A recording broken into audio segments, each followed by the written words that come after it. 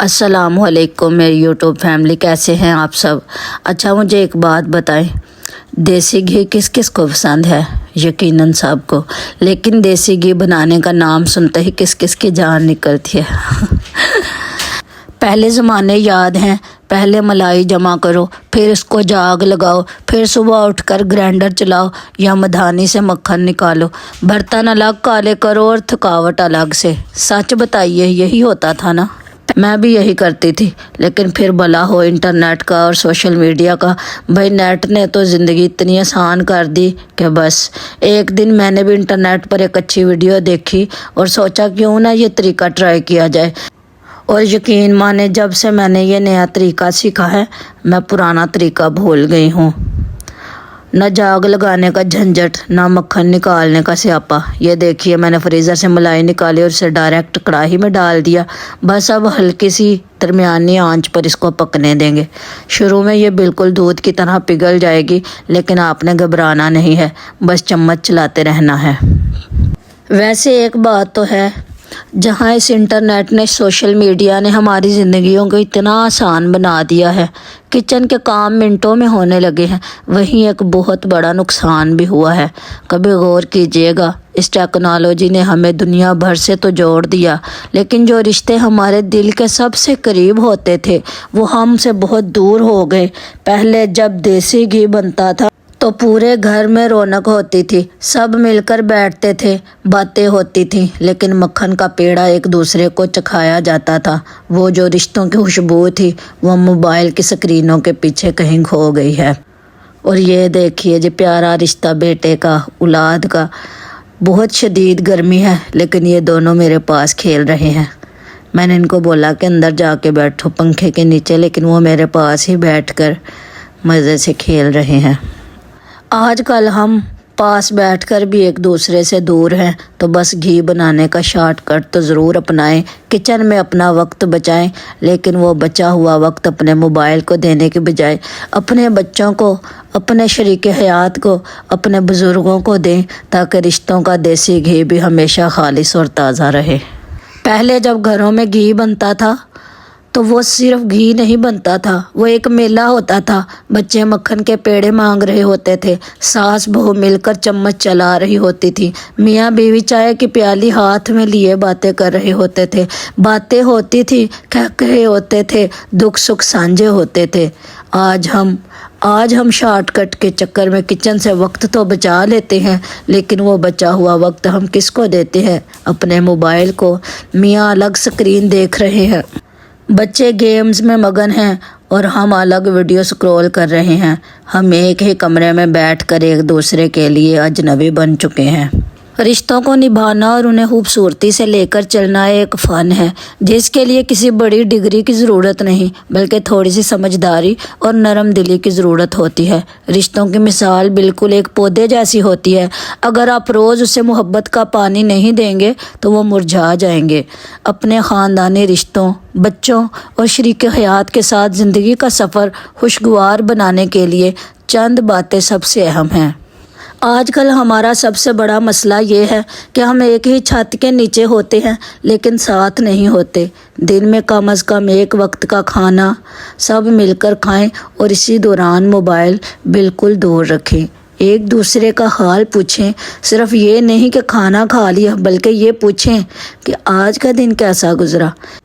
अक्सर रिश्तों में लड़ाइयाँ इसलिए होती हैं कि हम सामने वाले की बात समझने के लिए नहीं, बल्कि उसको जवाब देने के लिए सुन रहे होते हैं। जब कोई अपनी परेशानी या बात शेयर करे तो उसे बीच में मत टोकें। ख़ास तौर पर बच्चों और शरीके हयात को ये एहसास दिलाएं कि उनकी बात आपके लिए अहम है। कोई भी इंसान परफेक्ट नहीं होता, हर एक में कुछ खूबियाँ, कुछ खामियाँ होती हैं। अगर कभी किसी से कोई गलती हो भी जाए या मियाँ बीवी में कोई इख्तलाफ हो, तो बात को खींचने की बजाय मिट्टी डालना सीखें। तो ये देखिए जी, हमारा इतना प्यारा खुशबूदार देसी घी तैयार हो चुका था। देसी घी बनाने के बाद मैंने सोचा कि अब क्यों ना खाना बना लिया जाए। सालन बनाने की बारी आई तो समझ में नहीं आ रहा था क्या बनाएं। फिर मैंने सोचा कि आज आलू अंडा बनाते हैं, जो कि बच्चे बहुत शौक़ से खा लेते हैं। اچھا جی، تو میں بات کر رہی تھی رشتوں کی۔ جہاں محبت ہوتی ہے وہاں تھوڑا جھک جانا یا خاموش ہو جانا رشتوں کو ٹوٹنے سے بچا لیتا ہے۔ ہم اکثر برائیاں یا خامیاں تو فوراً پکڑ لیتے ہیں، لیکن اچھے کاموں پر تعریف کرنا بھول جاتے ہیں۔ اگر میاں گھر کے کاموں میں یا بچوں کو سنبھالنے میں آپ کا ہاتھ بٹائیں یا آپ ان کے لیے کوئی خاص چیز بنائیں تو ایک دوسرے کا شکریہ ادا کریں۔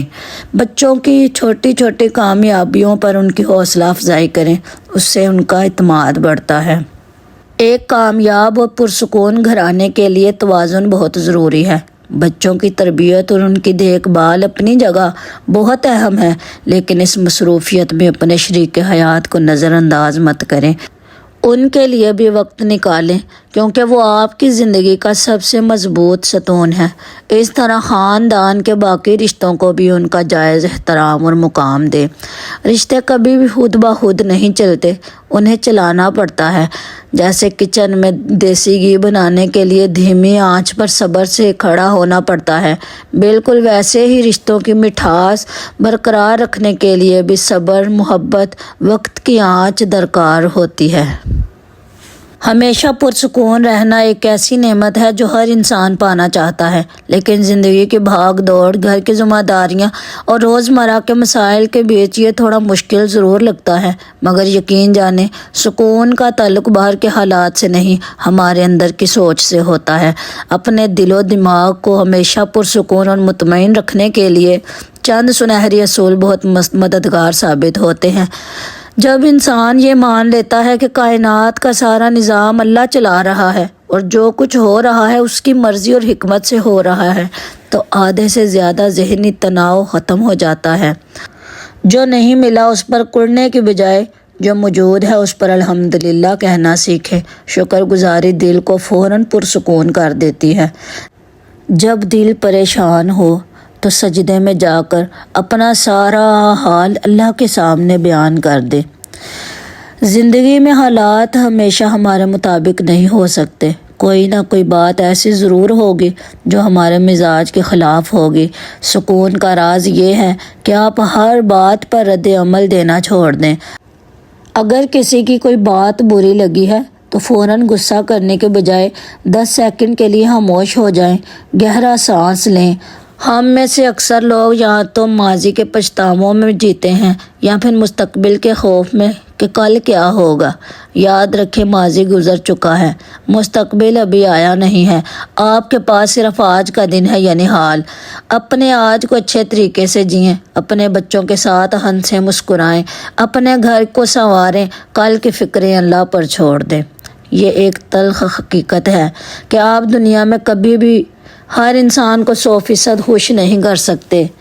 اپنی طرف سے سب کے ساتھ اچھا اور مخلص چلیں، لیکن اگر کوئی پھر بھی ناراض ہے یا تنقید کرتا ہے تو اپنے دماغ پر سوار مت کریں۔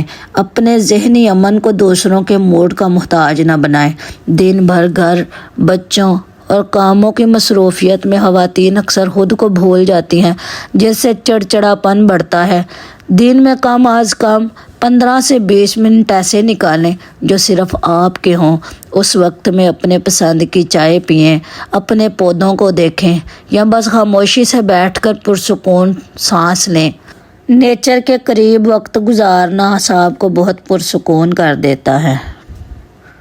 سکون کوئی ایسی چیز نہیں جسے بازار سے خریدا جا سکے، یہ آپ کے اپنے اندر کی خاموشی اور اطمینان کا نام ہے۔ جب آپ اپنے دل کو صاف رکھتے ہیں، درگزر کرتے ہیں اور امید صرف اللہ سے لگاتے ہیں تو اندر کا سکون ہمیشہ برقرار رہتا ہے۔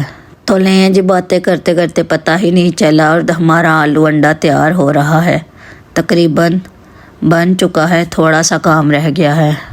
بچپن میں جب ہم اپنی ماں کو دیکھتے تھے، صبح سب سے پہلے اٹھنا، رات کو سب سے آخر میں سونا، کچن کا کام، کپڑے، صفائیاں، بچوں کی پڑھائی، بیماریاں، اوپر سے پورا خاندان سنبھالنا، تو لگتا تھا کہ ان کے پاس کوئی جادوئی چھڑی ہے یا وہ کوئی سپر وومن ہے کہ ہم تو اپنے 2 کام کر کے تھک جاتے تھے۔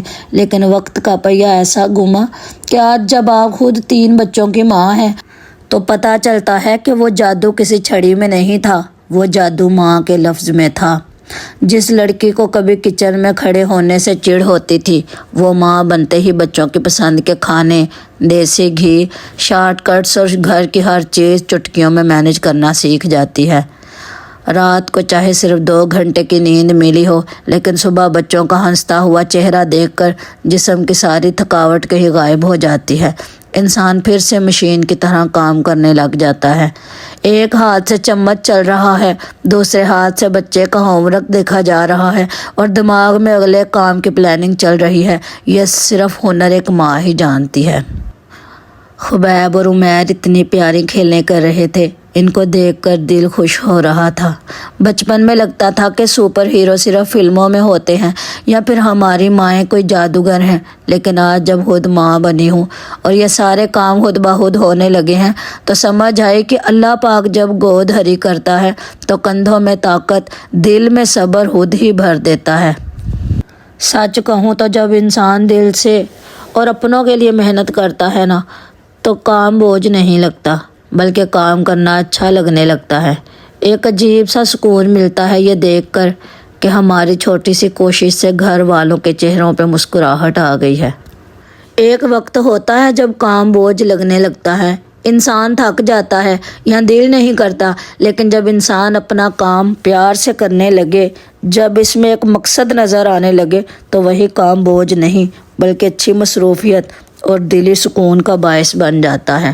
خاص طور پہ جب آپ اپنے ہاتھ سے محنت کر کے کوئی چیز بناتی ہیں، اپنے بچوں کو دیکھتی ہیں اور گھر کو سنوارتی ہیں۔ تو لیں جی، میں نے بنائے تھے مزیدار سے پاپڑ، ان کا بہت ہی مزہ آیا۔ جب کھانا کھا کر 10-11 کا ٹائم ہوتا ہے تو پھر یہ کھانے کا بہت دل کرتا ہے، تو پھر اس ٹائم پہ یہی مزے کے لگتے ہیں۔ امید ہے کہ آج کا یہ ولاگ اور یہ دل کی باتیں آپ کو پسند آئی ہوں گی۔ کمنٹس میں اپنے رائے ضرور دیجیے گا۔ چینل کو لائک، شیئر اور سبسکرائب کرنا مت بھولیے گا۔ اپنا اور اپنے پیاروں کا بہت خیال رکھیں، ہمیشہ پرسکون رہیں، اور اگلی ویڈیو تک کے لیے اللہ حافظ۔